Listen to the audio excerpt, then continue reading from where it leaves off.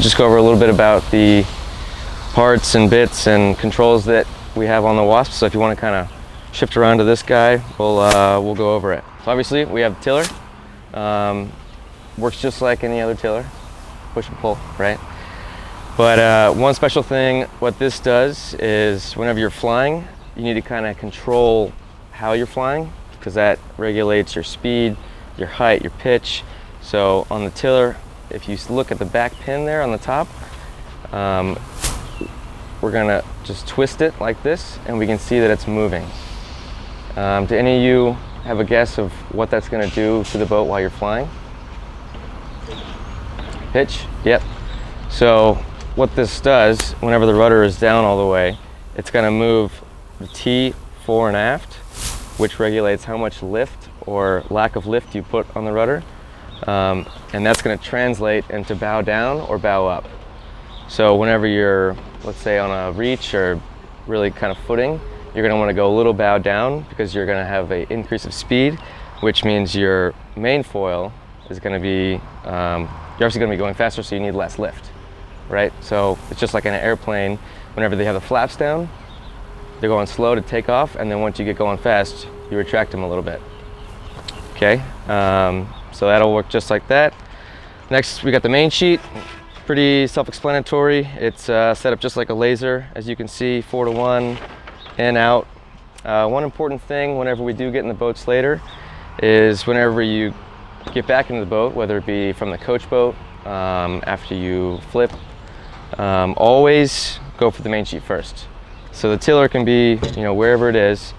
Whenever we're getting back into the boat, the thing that's going to make you safe and help you get stable again is going to be the main sheet. Okay. Next we have the vang/out haul. I haven't thought of the correct term. Maybe a vang haul. We're still working on it. So that's going to adjust your leech tension just like your vang would. And that's going to be controlled back there. So if you pull it on, you can see the sail. It's going to flatten out a bit. And so whenever you're going upwind, would you want a fuller or a flatter sail whenever you start to get speed? Flatter? And why is that? Well, you're going faster,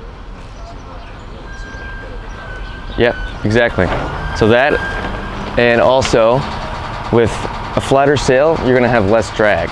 And less drag is good whenever you're trying to go, 20 plus knots. So today that shouldn't be an issue because it's quite light. So getting up and foiling, we're going to want to be in first gear, as some people say. So you're going to want to have it eased out pretty far, and we'll have it set in a ballpark, but feel free to adjust it if you feel like you want to try a different mode or something and see what works for you. But in general, we want to have a fuller sail whenever we're trying to start out foiling, and then once we get up, pull it on a little bit and you can flatten it out. That goes the same with the Cunningham, which adjusts the up down. It'll move your draft, which is the deepest part of your sail, fore and aft. So whenever we're starting out foiling and we're still in the water trying to get up, we want that eased as much as we can, so that we have the most power in the sail and it's really full, because that'll give you the most oomph to get up. And again, once we get up, and if there's a little more breeze, we're just going to pull that on a little bit. We got the other side cleated, and that will flatten out the sail as well, as you can see. Okay. So now we'll get into some kind of special things about this boat. If everybody wants to just shift this way, we'll come and see how the wand works. So this boat, it is a self-regulating for height. So we have this wand here that when you're sailing, it's in the down position like this. And so it's going to be skipping over the water like that and just on the surface. So if you fly a little lower, it's going to be more up. If you're a little higher, it's going to be further down. And so on the inside of the hull, which is connected to the wand, there is a push rod system. I'll just show you real quick. That's connected to a push rod in here. if you guys want to come take a look. And so there's a pipe that goes back here and it's connected to this rod as well. And so whenever this moves, it's going to be pushing this back and forth. You guys can see that? Okay, so what that does is whenever the main foil is down, it's going to be connected to this pin. And if you can all look under here, when I move this pin, it's going to adjust this flap, right? So whenever the wand is down, what do you think the flap is going to be, up or down? Like that or that? So whenever we're low riding and we want the most lift, you're going to be down. See, it's just like a flap on the airplane. You want to be down, max lift, and then once you get going a little faster, you get up. So you don't fly too high. It'll start to come up, and so you level off, and that's where you get your speed whenever you move the flap up. And this is going to be moving a lot whenever you're flying around. And so this yellow line is called a ride height adjuster. And whenever you are flying, if you want to fly a little higher or a little lower, you can adjust this to extend or shorten the linkage between the wand and the flap. Does that make sense to everybody? Have I lost anybody? Any questions so far? No? Okay. So we'll move into a little bit of how to start off and how to get foiling.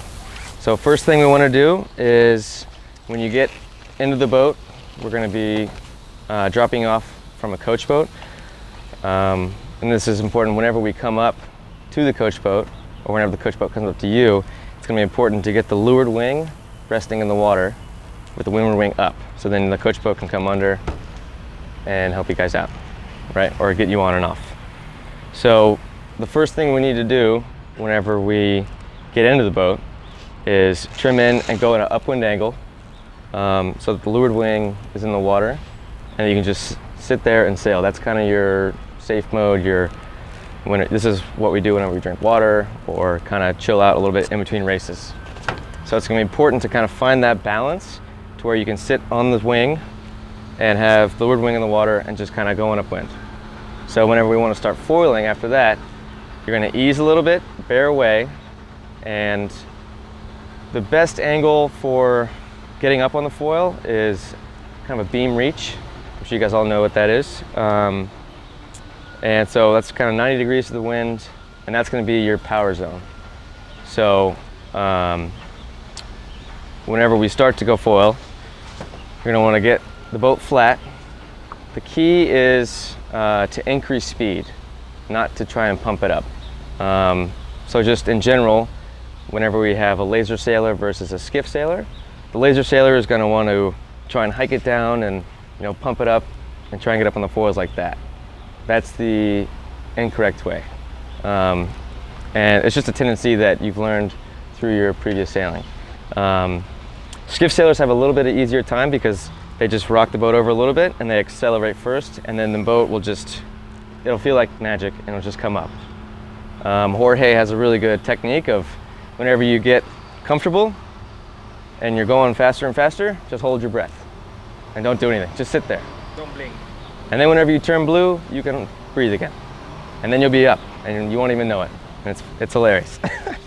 But that's the biggest thing, is letting the boat do the work, right? So the biggest thing that I'll probably tell you a million times is to calm down, stop moving your body so much, and just focus on the tiller and the main sheet. Your angle to the breeze and how much power you're putting in the sail, right? Because it's light out there today, it's going to be pretty easy to oversheet. So if you pull it in all the way and think you're going to get more power, the sail is quite flat as it is. It's doesn't have much shape in it because obviously we don't want much drag whenever we are flying.